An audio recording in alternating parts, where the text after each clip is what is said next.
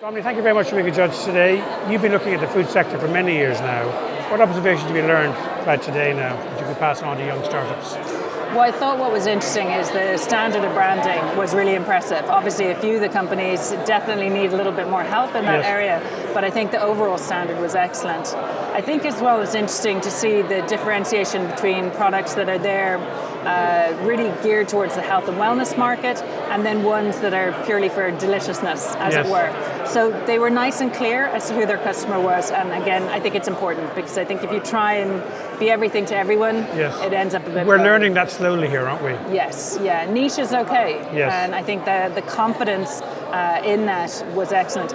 The pitches were very strong, but you could see the ones who had done more homework and were better prepared. And what I'd say about young companies and startups, it's the practicing of those pitches is key.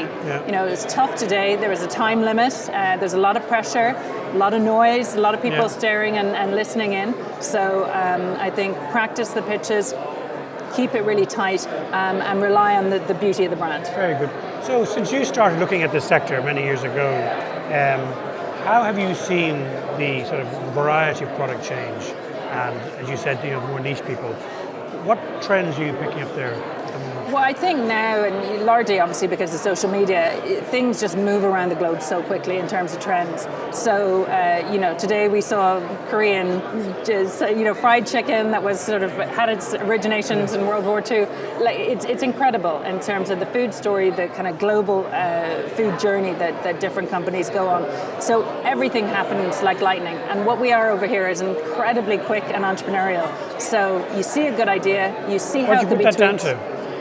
I don't know. I think it's a certain pluckiness that we have, and certainly a growing confidence that our food story and the Irish food story has a place on the global map. Yeah. And the barriers to entry have really come down.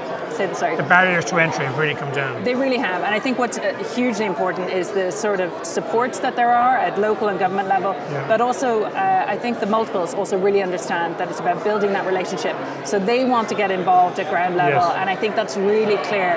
And you certainly see there isn't this wishy-washy approach to sales and export. The guys here, they know what they want to do, and they're ambitious, and it's great to see. So exciting times ahead for the sector? Oh, I think so. I think food business, food story, and certainly these lovely young Irish companies, I think the future's looking very, very positive. Well, Dominic, once again, thank you very much for coming today. I really appreciate it. Thank you so much. All the best.